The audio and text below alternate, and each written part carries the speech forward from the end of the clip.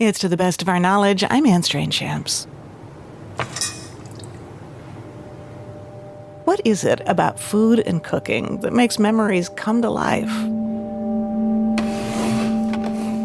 Walk into a kitchen, fill a pot with water, and you can practically feel the ghosts hovering in the air.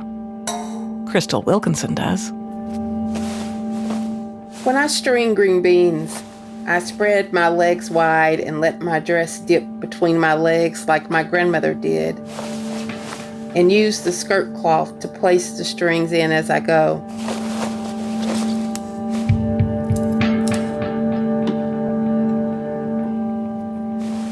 Everything was a tool in my grandmother's house, even her clothing, mine too. I snap each green bean 3 times, once to take off the stem, once to take off the tip, and once to break them in half before I place them in a pan of cold water on the floor in front of me.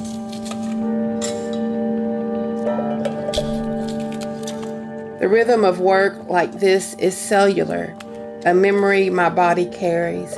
Our connections to food are ancestral. Sometimes I hear myself saying, "Law me," or "Lord have mercy."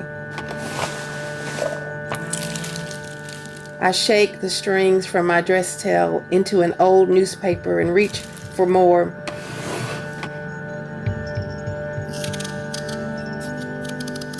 I scrub the new white potatoes, core any dark spots from the flesh, and dunk them into the pan of water too.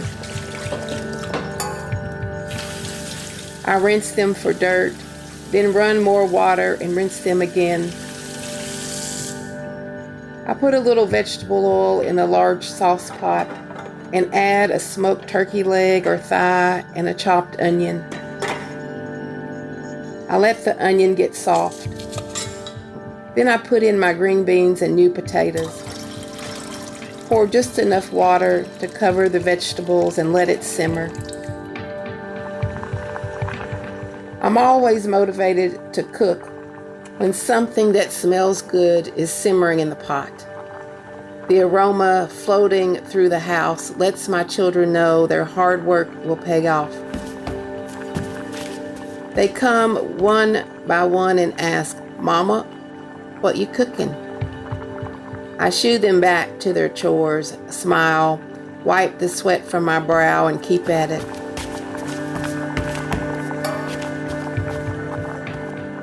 I am always thinking of the big mamas, the aunties, and the grannies who were doing the same thing with similar rhythms in their bodies.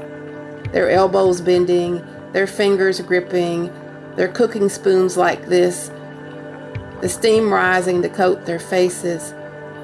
Cooking is meditation. Cooking is communing with the kitchen ghost long dead.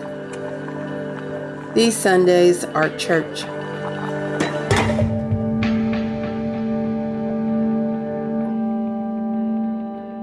In her kitchen, Crystal Wilkinson can feel the presence of 5 generations of Black women who came before her. She grew up in rural Kentucky, making buttermilk biscuits and blackberry cobbler with her grandmother. And now, the former poet laureate of Kentucky is passing her family's stories and recipes down to her own children and grandchildren. Shannon Henry Kleiber is a big fan of her book, Praise Song for the Kitchen Ghosts. Crystal, I love how you talk about hanging up your grandmother's dress sometimes when you're cooking. How did you think about that? Did you just see it and you thought, I need a little inspiration. I'm going to take her dress and I'm going to actually hang it up in the kitchen and have it be an inspiration to me as I'm cooking? It was just something that I did in a moment of grief. After she died, my cousins, who are like siblings, and my aunts and uncles, we always gathered down home. And so she had passed, and we were all in deep grief and thinking about how we proceed from here.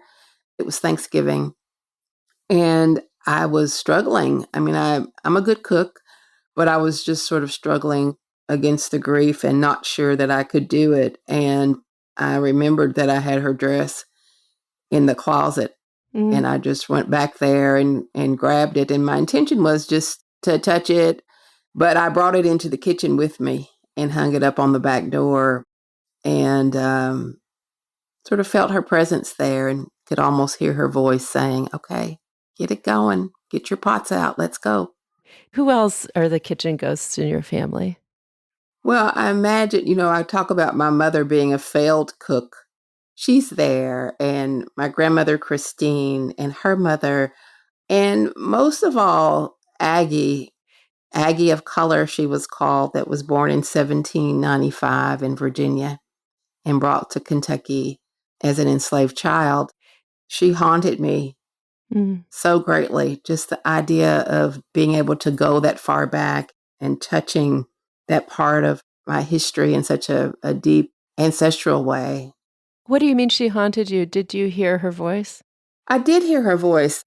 I was at a writing retreat in Florida, and I had been given this task by an editor. I was going to do this series of little short lyric essays around my matriarchal lineage. And I just decided, well, let me see how far back I can go. And I found her, and she was listed as Aggie of Color and Tarleton Wilkinson, who is my fourth great grandfather, a white man, and Aggie of Color, who is my fourth great grandmother, appeared on a court document where he had deeded her kitchen utensils or household items like a feather bedstead, a table, pots and pans. And the top of my head blew off, and I thought I had never gotten so close to the period of enslavement in my lineage, as an intellectual, as a professor, as a Black woman in America. I knew the history, but I had never gotten so close to it with my lineage to realize that that's where the Wilkinson name came from. And the fact that Tarleton was a white man and he had never married a white woman and had 10 children with her. Each little bit of archival research unearthed another wonder to me. And I was really focused on Aggie, and I went to sleep wondering about her life. And I woke up and I heard a voice that said, my mother calls to me, but not in your language. My eyes got big, got popped up, and I just began sobbing, knowing that she was my relative. And it seemed to be a call to me that she was asking me to tell her story. Wow. And so she is a character in this book, and she is a voice in this book, and you've brought her back in so many ways. What is particular or really vibrant about the foodways of her time and her life that came through generations later in your family? I think for me, what happened was when my grandmother passed, I came up with the idea of the kitchen ghost. But I realized that almost nothing we do is sort of isolated in our time. Everything reaches back. In the bread chapter, I say there has always been bread. And I started thinking about how important it was for my grandmother to have bread, and it was always homemade bread. So it was biscuits and it was cornbread. And I began to trace the lineage of bread. What would bread have looked like in Aggie's time with the rations she would have had available to her as an enslaved woman? I started thinking about that and just why we do a certain thing, or why, like soft flour that can only be found in this region to make the perfect Southern biscuit.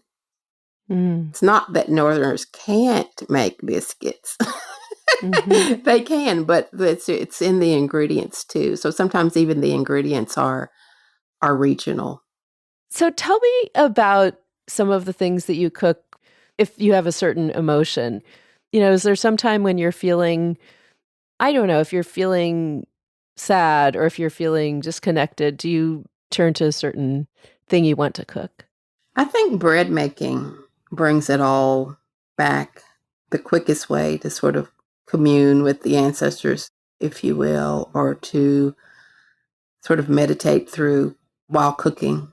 What's been wonderful on social media is to see all of these attempts at the biscuits that people send me.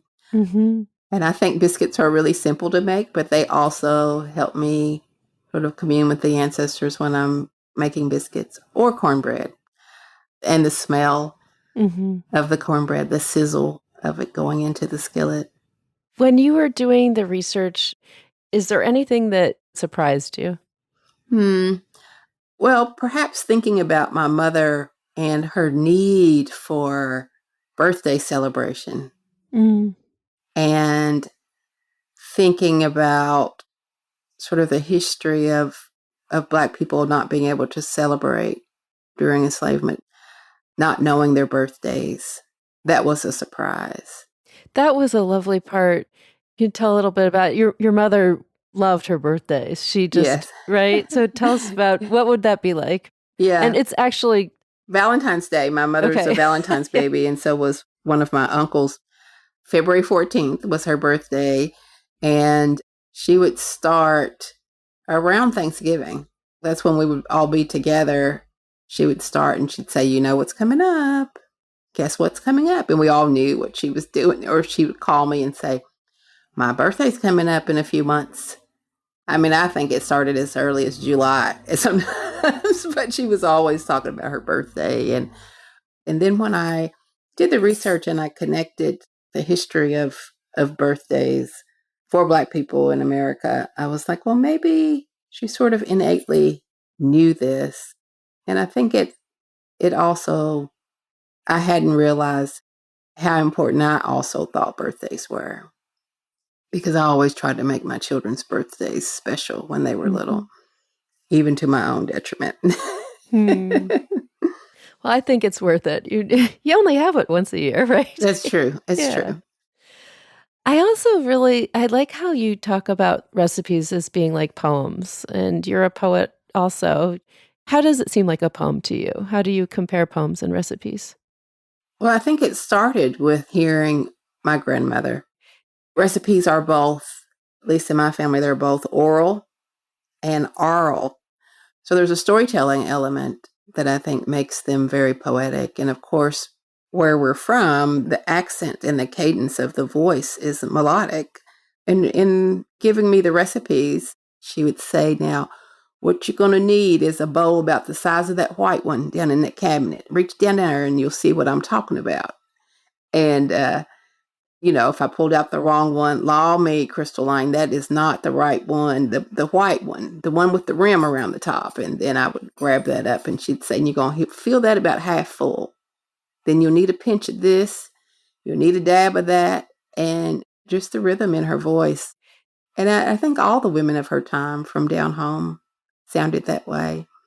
I mean, I think it's like in that passage that I read, I think it's cellular memory, right? Like it soothes me. It's almost like a meditation when I think about them making it. And then I sort of I feel like in many ways I've become my grandmother. Not only do I see her doing it, when I look down at my own hands, my hands are moving in the same way with the same rhythm that she had.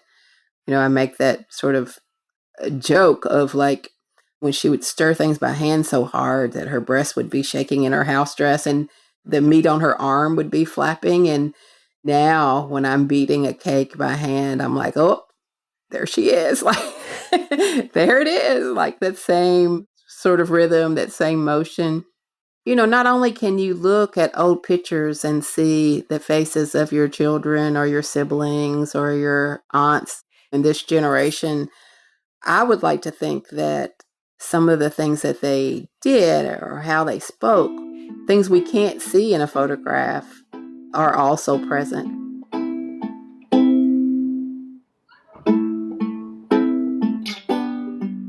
That was Crystal Wilkinson, author of Praise Song for the Kitchen Ghosts, talking with Shannon Henry Kleiber.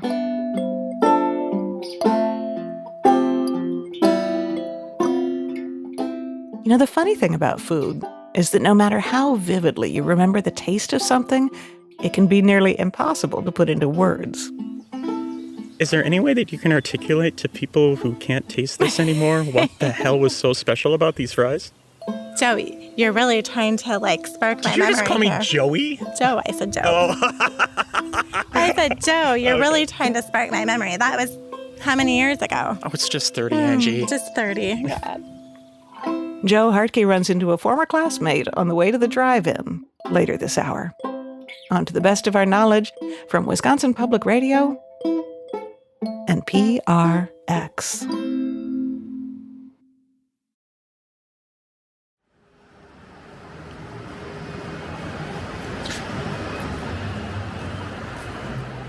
You could tell the story of your whole life in food, from the taste of home to that first trip on the wild side of the flavor palette.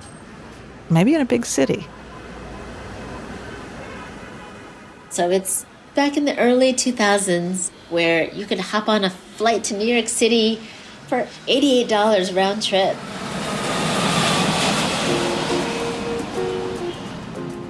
This is writer Aimee Nezhukumatathil, author of the new memoir, Bite by Bite. I was single, I had my first job, most of my friends were in New York City. Most of my friends at the time were living in kind of cramped apartments, so restaurants would host us. Restaurants would actually have fruit on hand, and miracle fruit is a great little jelly bean-sized fruit, and if you eat one, everything you eat afterwards tastes sweet. So if you eat a saltine cracker after you've had a miracle fruit, you would never know it's saltine. It would taste like a graham cracker. If you eat a lemon, you would swear that you were eating an orange. That's amazing. Yeah, so it would be flavor tripping. That's what they call them. They were kind of this niche outing that you could do, and restaurants serve up either kind of sour or spicy foods. It was more of like a light buffet, but the grand finale was a Guinness. The gist of it is you have a miracle fruit, take a drink of Guinness, and it tastes like a chocolate milkshake. You would have to be convinced that that was your drinking beer. So it's a wild, deliriously, exquisitely ebullient night. What is going on in my mouth? And it was all from fruit. It was all from fruit.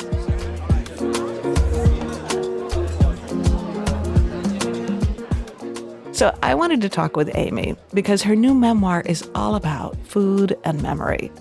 She began it during the pandemic, when cooking was a way of staying connected to the family she couldn't see, parents in Florida, grandparents in India and the Philippines. And I think family recipes became more precious to a lot of us during lockdown. When I told Aimee that I have some old recipe cards handwritten by my great-grandmother, a woman I never even met, she knew right away what that meant. Oh my gosh, do you have them in a safe place? I do, yes. Good. Yes, they're some of the first things that get taken out in the event of a fire. Yes. So I wanted to ask, your father's from India and your mother's from the Philippines. That's right. How did the foods of those geographies affect the way you grew up, the way you cook? Well, it's interesting because, first of all, I love both cuisines. What a lucky upbringing, right? In some ways.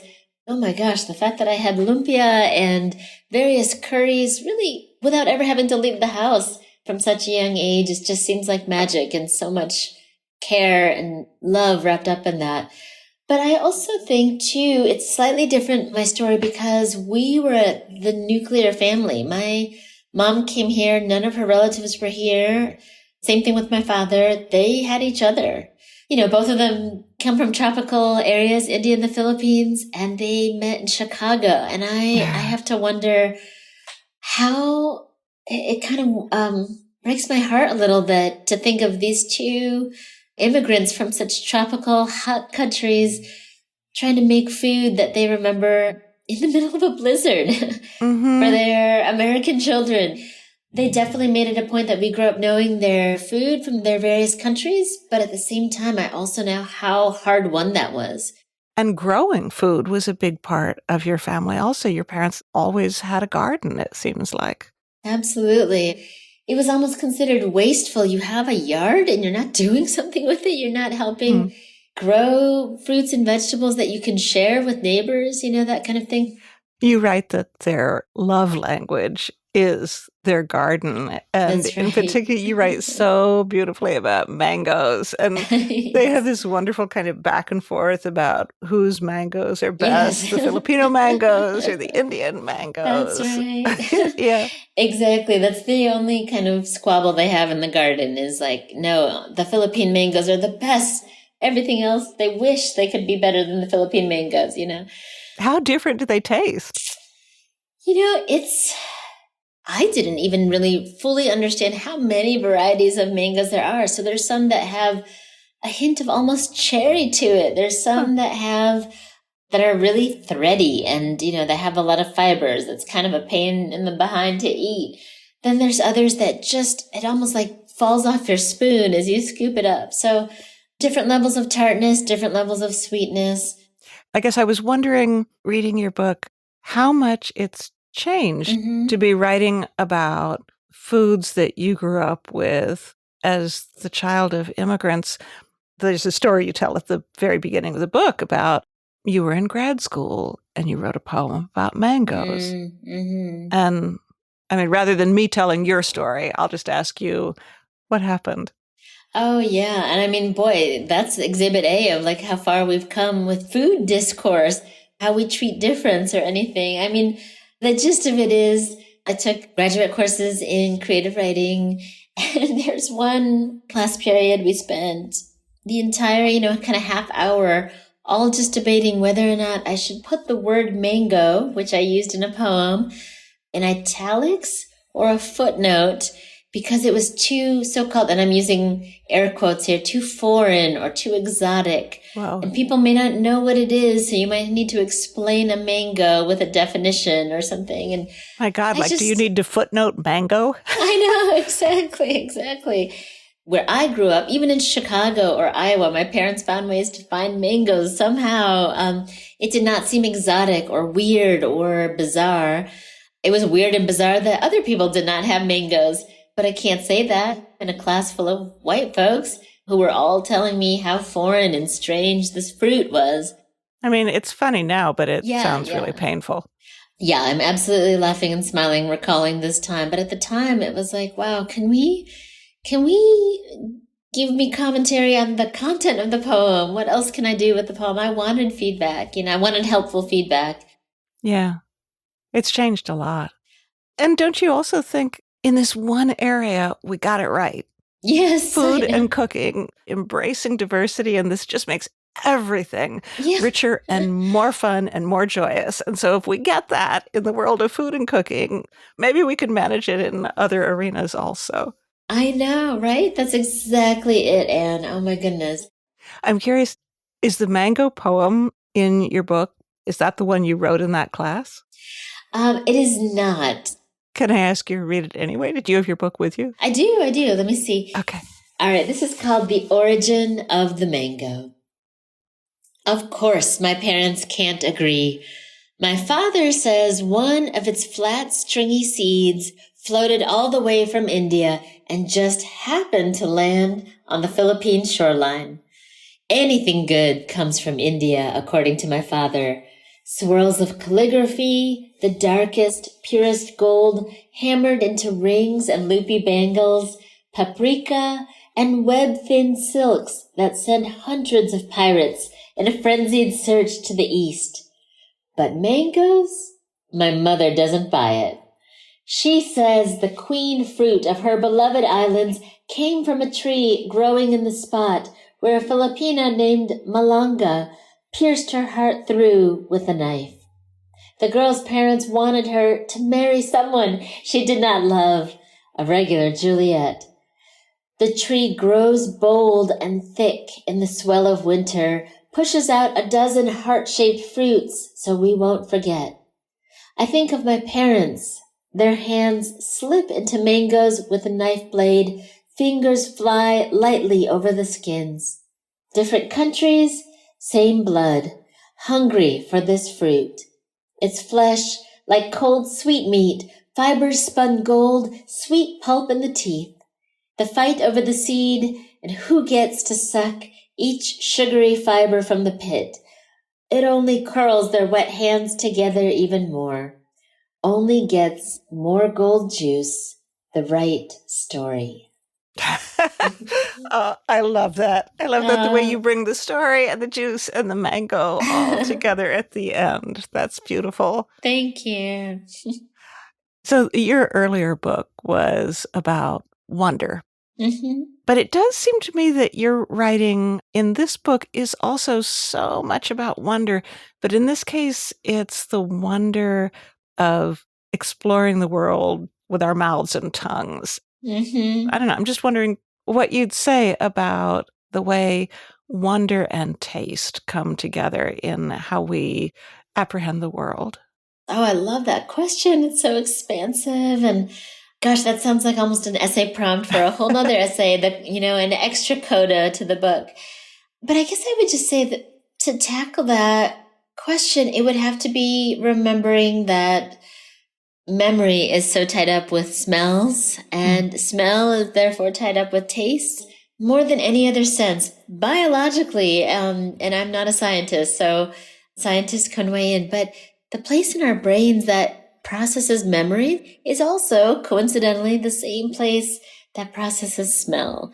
And so I think there's something about smell and food that brings us together because we want to share our memories. Oh, that reminds me of my grandmother. That reminds me of my first kiss. That reminds me of a not great date.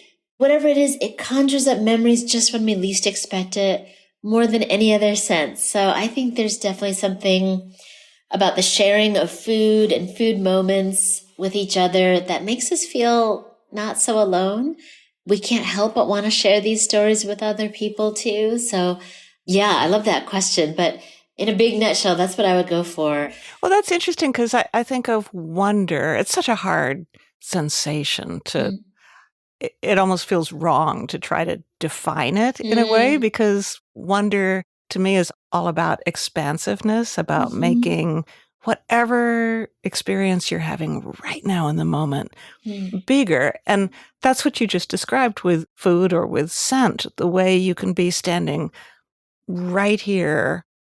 I don't know, I can take a carton of raspberries out of the refrigerator, and even though, okay, they're refrigerated raspberries that were picked 10 days ago somewhere, far away from me, nevertheless, I can stand there and smell them and be transported back to my grandparents' berry patch in Springfield, Missouri, standing on a summer vacation, picking berries straight into my morning cereal bowl. Oh, that's so sweet. Tasting that warmth of the sun. I mean, nothing I can buy in the store or that comes in plastic is ever going to taste remotely like that, but I can get just a little tiny hit of it. And so for that moment, I'm in two places and the world is so much bigger. Absolutely. I love that. Even in your sharing of that story, I'm here in a hotel room in Minnesota, and suddenly I'm in that field with you, and I can almost taste the sun-ripened berry on a tongue. And that's what I love about food writing. That's what I love about sharing food stories, is that no matter where you are, if you are descriptive enough, if you are specific enough, you can bring along a friend for the whole journey and never lose them. You get this trust, and it becomes interactive. It becomes reciprocal. It's not just me lecturing you, as a professor. It's me taking your hand or nudging you along to say, come with me, come with me. Thank you for talking. That's been lovely. Thank you. Thank you.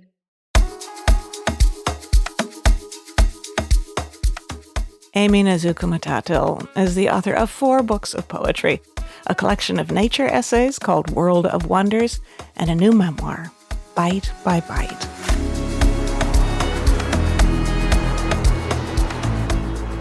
And now, come with us on a trip down Highway 42 to Kewaunee, Wisconsin, where in the 1980s, farm kids like Joe Hardtke used to head to Jumbo's Drive-In after a long day in the fields. 40 years later, people are still talking about its legendary fries. And for Joe, the story of Jumbo's is the story of small-town America.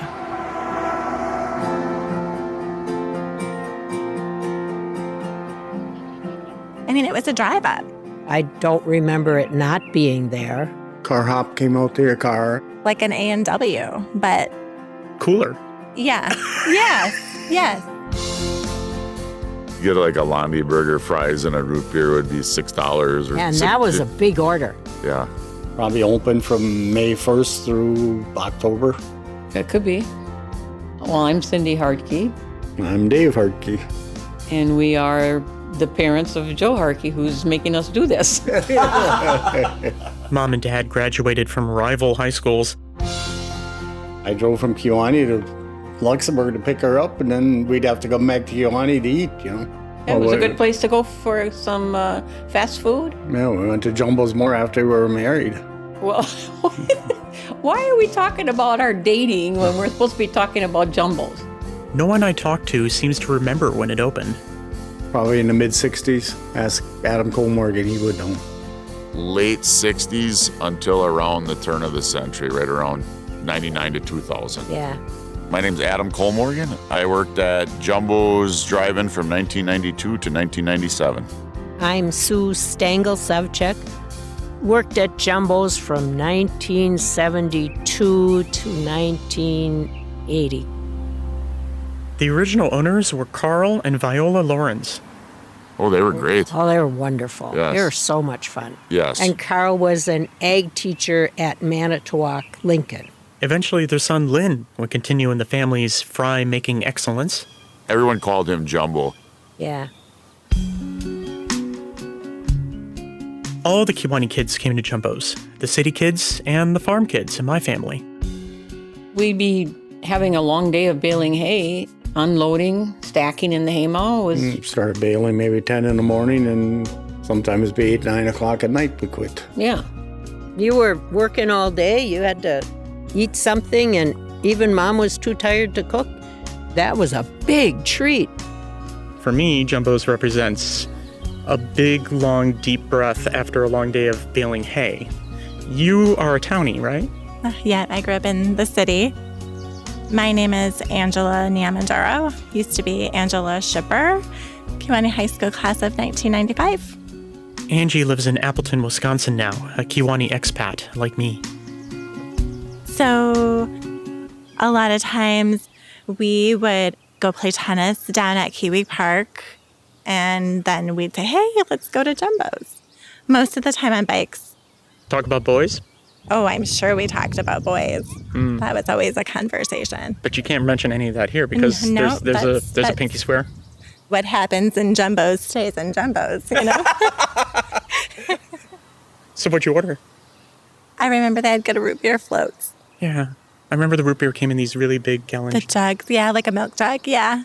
Yeah, that was It a was good pure one. sugar, and that's why it was so good. Yeah. And the Kraut Round Dogs. I love those. Those were my favorite. Mrs. L used to make the tartar sauce. Tartar sauce. It was mayonnaise, sugar, mustard, Relish. pickle relish. Yeah. You mix it all together. And that's how I still make mine. It was more sweet than tart. You would slit it or cut it partially, deep fry it, which would make it curl. You put it on a bun. You would think a hot dog would be so good in a fryer, but it was. I remember the cheeseburgers being good, and the fries, of course, the pound of fries. Pound of fries. A couple pounds of fries, yeah. You know what I would try to describe them as is, you know, the funnel cakes? Yes, I do. Okay. Okay, funnel cakes, but no sugar. Okay. Crispy, brown, crunchy. That's how I would describe them. There's a special recipe for those kinds of fries. I hate to disappoint my mom, but there was no special recipe. That said, Jumbo's fries were made in an endearingly Kewanee-like way. There may or may not have been potato in it, but this was a powder. It was potato flakes, sort of like Pringles type thing. Yes. You know. But to me, I describe it as pancake mix. But it was thicker, and that pressing it through would give that little bit of texture with that. Mr. L would have a 5-gallon pail. He'd put the powder in it, add water. I don't know how much. I'm assuming it was by a pitcher. And he had a drill with a whisk on the end, and he'd whip that up to whatever the correct texture was. Put it in the refrigerator to harden, and then you would take it out, put it in the press. You would push it through. Knives or blades would cut it. to about 3 to 4 inches thick, the length of a fry, and you would fry it. I remember Mrs. L coming in, looking sort of... You still call her Mrs. L? Yeah, well, Mr. and Mrs. L, that's what it was. We were the girls. Among the Jumbo's girls, Sue and her sister Patty. They would travel on their bikes from their country farm down Highway 42 to get to work. They kept their eye on the labor laws, so you could only work so much, so times. But I was there all day, my sister and I. But I made $1,000 a summer, which back then was huge. And we rode our bikes. If it was night, I think they'd drop us off and pick us up, but that was our main mode of transportation. In 1974, there was an accident. Patty was hit by a car. That day, it had been after I graduated from high school, and I wanted to stay at home and work on my tan or something. I don't know. And we argued, and I made her go in for me. So I still remember policeman driving in the yard and talking to my dad, and he just practically collapsed on the car, and then he told my mom, and she just was crushed. Patty was only 17. It was sad. It was sad. Something you carry with you all your life. It'll be 50 years this summer. It was an accident. That's what happens, There's all kinds of what ifs, so I'm here, she's not. It could be the other way around, too. They still call me Patty. A lot of people still do. Jumbo, the person that owned it and ran it when I was there, passed away about a year or two ago. Yeah, and Mr. L died quite early, but Mrs. L died. And then I think it sold 99 or 2000 and then ran into the early 2000s, and then it closed. I miss things about Kewanee. I think I miss my kids not growing up in a small town. Jumbo's seemed to be like a trusted space. Mm-hmm. Because all the parents went there, too. Yeah. Has our hometown shrunk to nothing?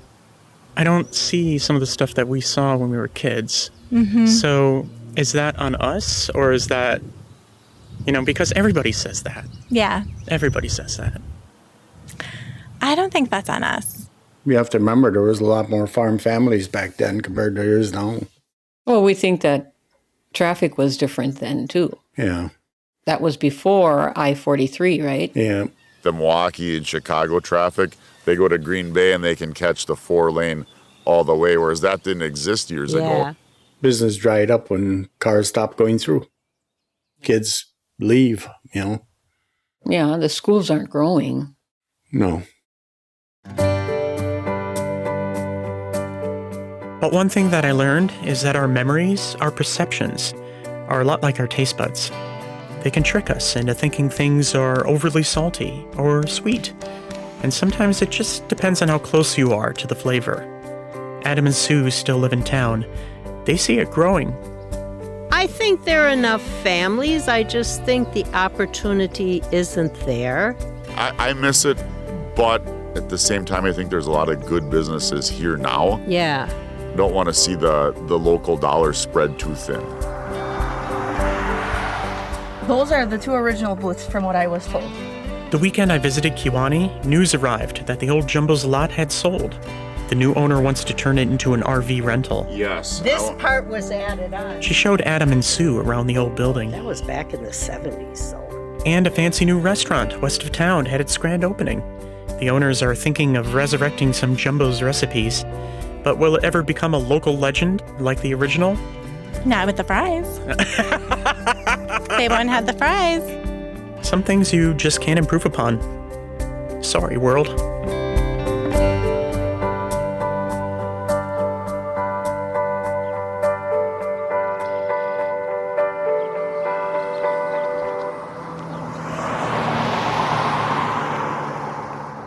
That's Joe Hardtke, our technical director and sound designer. Today, his home is just outside the big city of Madison, Wisconsin, but a piece of his heart will always belong to Kewanee.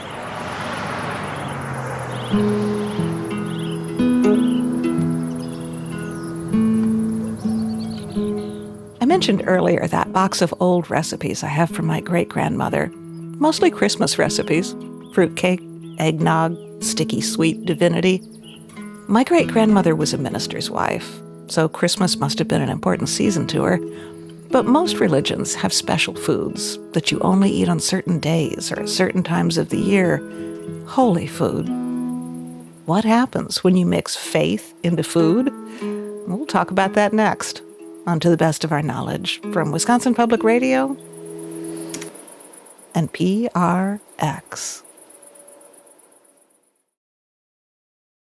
We've been talking this hour about how food has the power to supercharge memories, take you right back to your roots. No wonder it's such an important part of so many religions. Christians, Jews, Muslims, Buddhists, Hindus, they all have food rules and traditions. Christina Ward is the author of Holy Food: How Cults, Communes, and Religious Movements Influenced What We Eat. And also she told Charles Monroe Kane what we don't eat.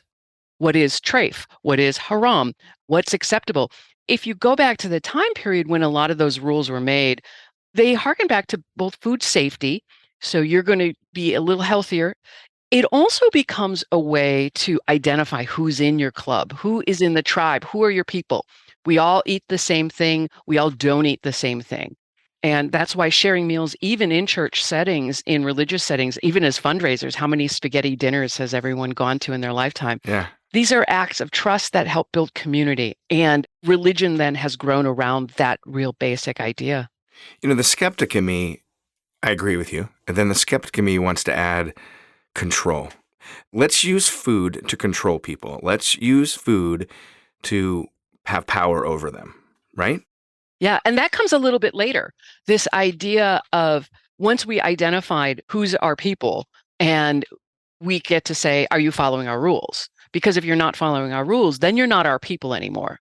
And by giving tangible actions like you eat this at this time on this day, or you can never eat this ever, you can only eat this at a certain time of year, all of those rules, if you're going to follow those food rules, that means you're probably going to follow all the other rules that go along with being in a religious movement. It's so interesting. Well, let's get into some specific examples. And the one I was really interested in, I really found fascinating, because I didn't know the food connection here at all, was the Nation of Islam. I guess I was really surprised to read how much food was part of the founding of the Nation of Islam in America. And in particular, I was fascinated with Elijah Muhammad's book, How to Eat Live. Yeah, absolutely. If you're coming from that place where he did, which is with a familial memory of enslavement with his parents and grandparents, food was highly restricted and you were totally dependent on someone else for the food. So he starts making the rules that reject the foods that are associated with slavery. They're not eating foods that are traditionally associated with Black, Southern foods, soul food, all of those things. His stuff was healthy and very specific. It is healthy, so much so that if someone was following the Nation of Islam diet today, they would be following almost the ideal recommended by the USDA and all the health organizations. That's so interesting. He was convinced at the time when he was writing, and this is like post-World War II, that American food culture, the processed food, was out to kill Black people. It was overly sugared. It was overly salted. And now we're standing back 50 to 75 years later, and not only is that highly processed food killing Black people, it's killing everyone. Everybody. The rejection of meat particularly seems to be very high with these groups. Why? Well, why are so many cults and communes and other folks just rejecting meat?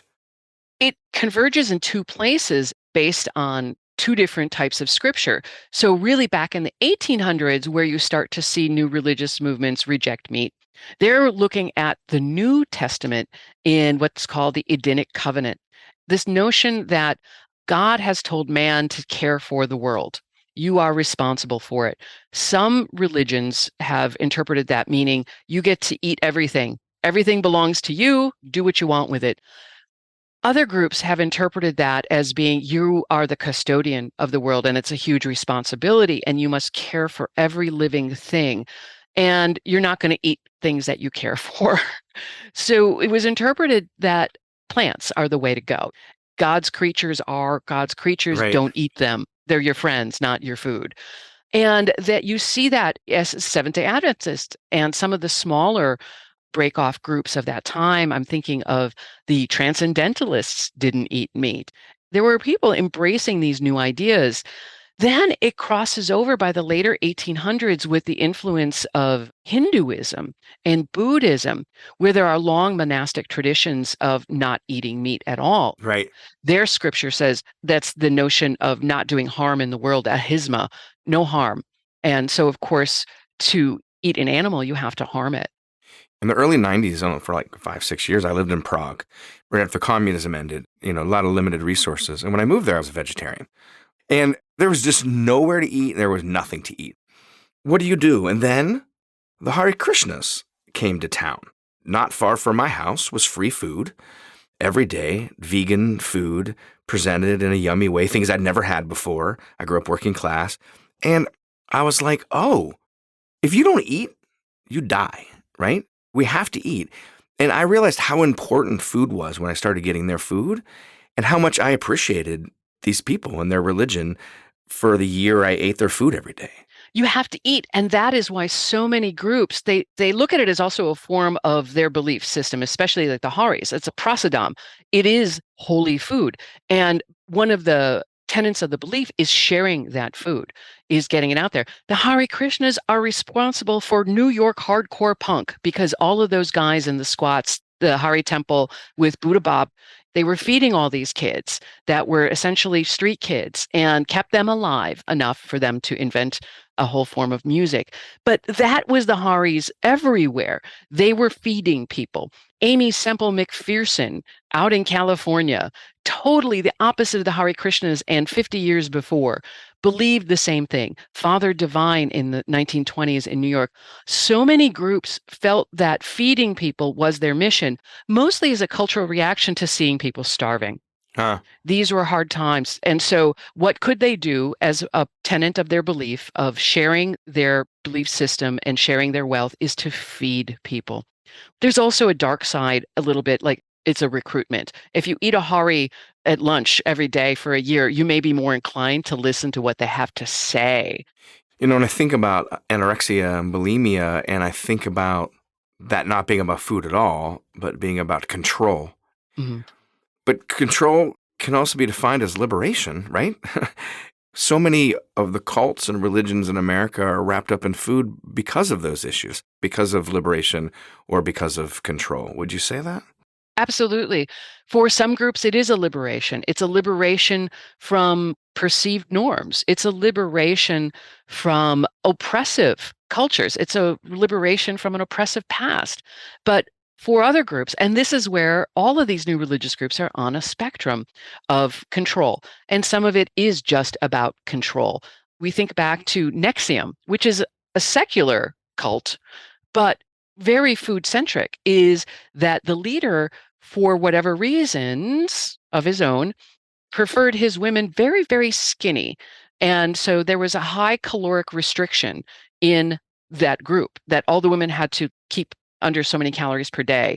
And you'll see also, conversely, in a high control group, is there's often a deficit of proteins, because without a lot of proteins, your brain isn't functioning as well, you're slowing down, and you're less likely to have the energy to rebel in any way or to try to question what you're being told.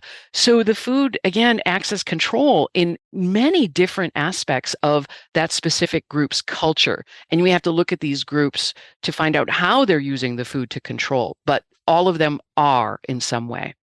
In the end, I think what the cults and the religious sects show us, because we experience it as well, food brings us together, but it's like such a thin line between bringing us together and then oppressing us at the same time.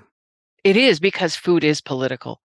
Eating can be a rebellion, and it can be also a part of going with the mainstream. If we make fun of vegans because that's what one political party thinks that vegans are weak, we're also using food in a weaponized way. I think it becomes such an important notion about identification, about who we are and what groups we are, what we believe, is because, as you said, it's so necessary. Yeah. We need it. We can't go without it. We can choose to, eschew cars. I'm never going to drive a car again for that. Okay, so what? We don't need a car. We need food. Yeah. We can't go without it. So it becomes much more powerful. And how people harness that power is determining our outcomes as a society and a culture.